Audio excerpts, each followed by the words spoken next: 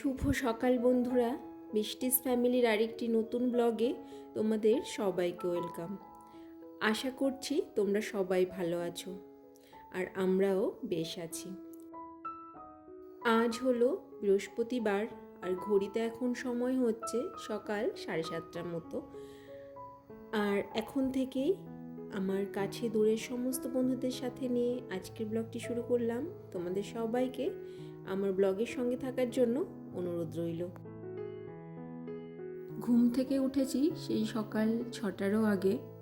তো এখন ছেলেকে স্কুলে দিয়ে বাড়ি ফিরলাম। আর আজকের ওয়েদারটা দেখো, পুরো কুয়াশায় ভরা সকাল থেকে, এখনও রোদ ওঠেনি। অন্যদিন তো এই 7:45টার দিকে, মানে 7:30 7:45টার মতো তো বেজেই গেছে, এই টাইমটায় খুব ভালো রোদ উঠে যার। আজকে যখন ঘুম থেকে উঠেছি না, কুয়াশার জন্য চারিদিক দেখা যাচ্ছিল না। আগে দেখো শুনতাম প্রায় এই কথাটা, মানে এই কথাটা প্রচলিত আছে যে মাঘের শীত বাঘের গায়ে, মানে এতটাই ঠান্ডা পড়ে যে বাঘেরও ঠান্ডা লাগে। কিন্তু দেখো কি অবস্থা, মাঘ মাসের এখনও 15 দিন বাকি আছে, কিন্তু ঠান্ডা একেবারেই চলে গেছে বলতে গেলে। হালকা ঠান্ডা সেভাবে কিছু ফিল হচ্ছেও না। আর তার জন্য না গায়ে একটা পাতলা স্টোল জড়ালেই যথেষ্ট, আর কিছু শীতের জিনিস পরতেও হচ্ছে না। কিন্তু এটা খারাপ জানো তো, মানে যে সময় যে ওয়েদার থাকার কথা সেটা যদি না থাকে সেটা কিন্তু খারাপই।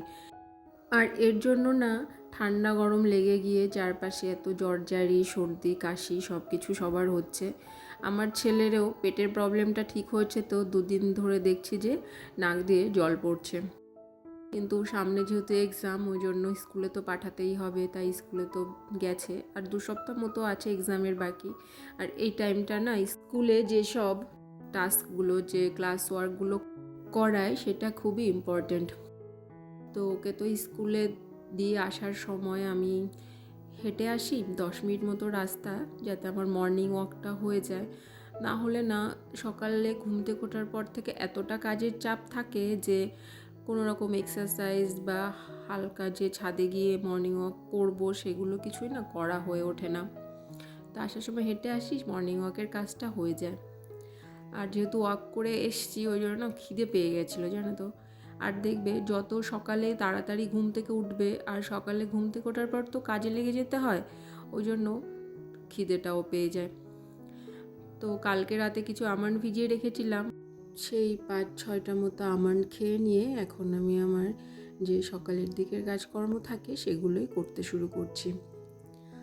ছেলেকে স্কুলে দিতে যাওয়ার আগে, মানে একদম সকালে তো তখন শুধু আমার বেডরুমটাই ঝাড়ু লাগিয়েছিলাম, বিছানাপত্র কিছুই গোছানো হয়নি তখন। তো বাড়ি ফিরে তারপরে বেডরুমের বিছানাটা আগে ঠিক করে নিয়ে এখন অন্য যে সমস্ত ঘরগুলো আছে সেগুলোই ঝাড়ু লাগাচ্ছি। তোমরা যারা, মানে আমার যে সকল বন্ধুরা আমার ভিডিওর সঙ্গে এতক্ষণ পর্যন্ত আছো, যদি আমার ভিডিওটি ভালো লাগে লাইক কমেন্ট করে আমার পাশে থেকো। তারপরে এখন চলে এসেছি ঠাকুর ঘরে পোছা লাগাতে। সোম থেকে শুক্র এই 5টা দিন, মানে ছেলের যে কটা দিন স্কুল থাকে সেই কটা দিন না ভীষণই ব্যস্ততার মধ্যে কাটে। বিশেষত এই সকাল থেকে বিকেল 4টে পর্যন্ত এই সময়টাতে না, যে হয়তো যে কাজ করতে করতে একটু কষ্ট হয়, তো সবারই হয় ননস্টপ কাজ করতে করতে কষ্ট, তো তখন যে হয়তো যে একটু 15-20 মিনিট বসে রেস্ট করব সেই সময়টাও না হাতে পাই না। আসলে বাচ্চার সঙ্গে সঙ্গে সংসারের ও পুরো দায়িত্বটা তো রয়েছে, বলো সংসারে কত কাজ থাকে, রান্না বান্নার কাজ, ঘর গুছিয়ে রাখার কাজ, তারপরে ক্লিনিংয়ের কাজ, ডাস্টিংয়ের কাজ, যা বলো সবগুলোই তো করতে হয়। তা একের পর এক না সেটা চলতেই থাকে। খুবই ব্যস্ততার মধ্যে আমার এই দিনগুলো কাটে। তো কাজকর্ম এক প্রকার সব গুছিয়ে করেই ফেলেছি, তো এখন চলে এসেছি ফুল গাছগুলোর কাছে। এত কাজের মাঝেও না অনেকটা শখ করেই এই ফুল গাছগুলো লাগিয়েছিলাম। আর এগুলোকে তো প্রপারলি, মানে টাইম মেনটেন করে জল দেওয়া সেগুলো সব করতেই হয়, যতই কাজকর্ম থাকুক না কেন। আর ওখানে কিছু গাছ ছিল যেগুলোতে প্রতিদিন না জল দেওয়া যায় না, তাই কিছু গাছে জল দিলাম আর কিছু গাছে একটু স্প্রে করে দিলাম। আর তারপর দেখো এখন ক্লিনিংয়ের কাজও করে নিচ্ছি। কিছু কিছু জিনিস আছে যেগুলো প্রতিদিনই ক্লিন করতে হয়, তার মধ্যে এই সোফাটা, তারপরে দোলনা, এই দুটো জিনিস। কেন বলো তো, এইগুলো তো প্রতিদিন আমরা অনেক টাইম মানে বেশি টাইম ইউজ করি। দোলনাটায় ছেলে প্রতিদিন ওঠে, দোল খায়। তারপরে এই সোফাটা তো সবসময় বেডরুমে এসেই তো আগে নিশ্চয়ই বেডে গিয়ে বসি না, সোফাটা সবসময় ইউজ হচ্ছে। তার জন্য এই দুটো জিনিস না প্রতিদিনই আমি ক্লিন করি। আসলে দেখবে ঘরটা যদি সুন্দরভাবে পরিপাটিভাবে গোছানো থাকে, যখন এই ঘরটায় ঢুকবো না মনটা এমনিতেই ভালো হয়ে যাবে। সুন্দর একটা গোছানো পরিবেশ দেখবে আমাদের মনকে অনেকটাই শান্তি দেয়। কিচেনে চলে এসেছি আর এসে ওভেনে একদিকে ভাত বসিয়ে দিয়েছি আর একদিকে ডাল। আসলে সকালে টিফিন করব তো, আর সকালে ভেবেছি যে অন্য কিছু বানাবো না, ডাল মুড়ি দিয়ে টিফিনটা করে নেব। অন্যদিন শাশুড়িমা ডালটা করেন, তা আজকে ওনারও একটু কাজ ছিল, তাড়াতাড়ি বেরিয়ে গেছেন, ওই জন্য উনি এগুলো কিছুই করেননি। তো ভাতও হচ্ছে আর এদিকে ডাল দিয়ে মুড়ি খেয়ে নেব। আর একটা ডিম ভেজেও নিয়েছি। আর জানো তো, মুড়ি খাওয়ার সময় না আমি মুড়িটা আগে সব সময় ধুয়েই নিই, না হলে মুড়ির মধ্যে এত বালি থাকে, যখন মুড়িটা ধুয়ে জলটা ফেললে পুরো কালো কালো জল বেরোয়।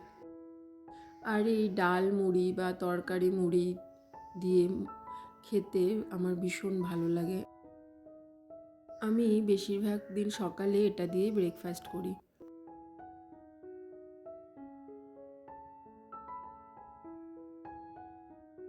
টিফিন করতে করতে এদিকে ভাতটাও হয়ে গেছে। আর এখন করব মাছের ঝোল। আজকে এনেছে কাতলা মাছ, তাই ভেবেছি যে কাতলা মাছ দিয়ে, আর এই যে দেখো বিনস, আলু আর কাঁচা টমেটো।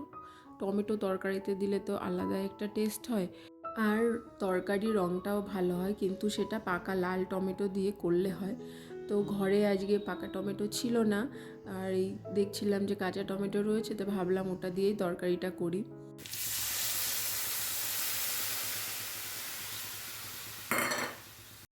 আর আমাদের বাড়িতে না প্লেন মাছের ঝোল খুব একটা খাওয়াই হয় না, কেউ খেতেই চায় না, সবসময় কিছু না কিছু সবজি দিয়ে মাছের ঝোলটা করা হয়। তো আজকে দেখো রান্না হয়েছে ডাল, ভাত, বিনস আলু দিয়ে মাছের ঝোল আর ভেন্ডি আলু ভাজা। ভেন্ডি আলু ভাজার ভিডিওটা তোমাদের সঙ্গে শেয়ার করলাম না। অনেকটাই মাছের ঝোল করেছি, আর আমাদের বাঙালিদের তো মাছের ঝোল হলে দেখবে আর কিছুই লাগে না, এক থালা ভাত এমনি খাওয়া হয়ে যায় মাছের ঝোল দিয়ে। কিন্তু সেটা করলে তো শুধু হবে না, বাড়িতে আরও সবাই আছে, তারাও খাবে। আমি ডাল খুব একটা খাই না, ওই সকালে ওই যে মুড়ি দিয়েই খাই, আর সারাদিনে আমি কখনো ডালই খাই না, কিন্তু আরও সবাই তো খাবে, সেই জন্য করতেই হয়। রান্নাঘরের কাজকর্ম শেষে চলে এসেছি বেডরুমে, রেডি হচ্ছি। এখন ঘড়িতে সময় হচ্ছে প্রায় 12টা 15 মতো, ছেলেকে স্কুল থেকে আনতে যাব।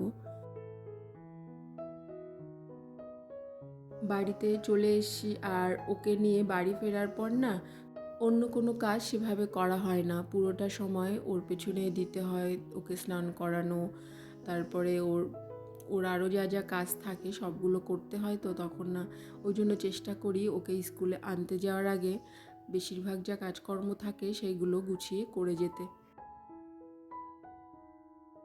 ছেলেকে স্নান করানোর পর কিছু জামা কাপড় ছিল, সেগুলো কেচে নিয়েছি। স্নান সেরে ছাদে এসে জামা কাপড়গুলো মেলতে। আজকে হয়তো সেরকম রোদ নেই, কিন্তু ভীষণ হাওয়া বইছে। পাটা সাদা সাদা হয়ে আছে।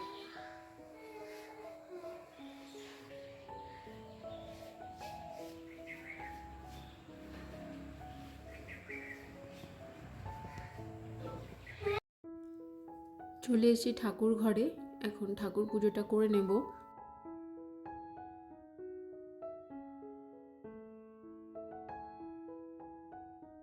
এখন মা ছেলে দুজনে মিলে লাঞ্চ করে নেব। আগে ওকে খাওয়ানোর পর আমি খেতাম, কিন্তু এখন না দুজনে একসঙ্গেই খেয়ে নিই, ওকেও খাওয়াই আর আমিও খেয়ে নিই।